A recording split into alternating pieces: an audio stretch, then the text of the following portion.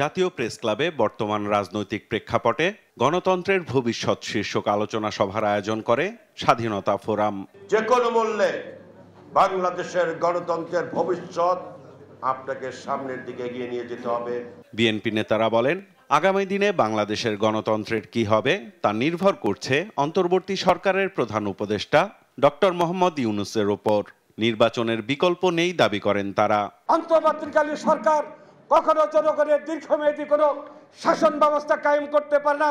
BNP চেয়ারপারসনের উপদেষ্টা advocate Syed Moazzem Hossain Alal বলেন, জবাবদিহিতা শুধু নির্বাচিত সরকারই নিশ্চিত করতে পারে। কথা বলেন ধানমন্ডি ৩২-এর ভবন গুড়িয়ে দেয়া নিয়েও। এই শক্তিটাকে এই ভাঙাভাঙির কাজে না লাগিয়ে বরং ওই যে শনির দশা যারা বিদায় নিয়েছে তাদেরকে কিভাবে দূরে রাখা যায় সেই দিকে শক্তিটা নিয়োগ করা উচিত। তারা যেন গণতন্ত্রের আবরণের নিচে কোনো অজুহাতে ঢুকতে না পারে।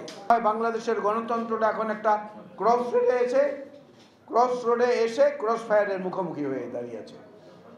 এই অবস্থাটা অত্যন্ত সংকটাপন্ন। ধানমন্ডি ৩২-এর ভবন গুড়িয়ে দেয়ার ইস্যু নিয়ে কথা বলেন বিএনপির স্থায়ী কমিটির সদস্য মেজর অবসরপ্রাপ্ত হাফিজউদ্দিন আহমেদ বীর বিক্রম।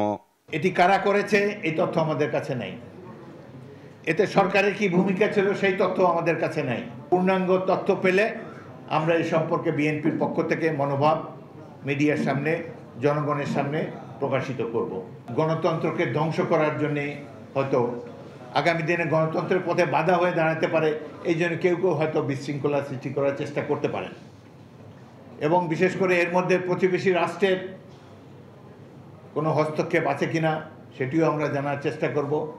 শেখ হাসিনা ভারতে অবস্থান নিয়ে দেশকে অস্থিতিশীল করার ষড়যন্ত্র করছে অভিযোগ করে তিনি বলেন, দেশের সংকট সমাধান ও গণতন্ত্র বিরোধীদের ষড়যন্ত্র ঠেকাতে অবিলম্বে প্রয়োজন নির্বাচিত সরকার।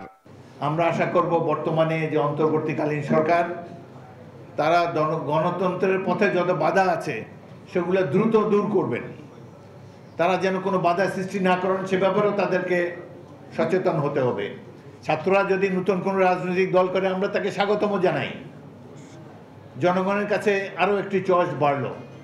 আমরা অবশ্যই মনে করি এই বছরের মধ্যে পার্লামেন্ট নির্বাচন অনুষ্ঠিত হওয়া প্রয়োজন।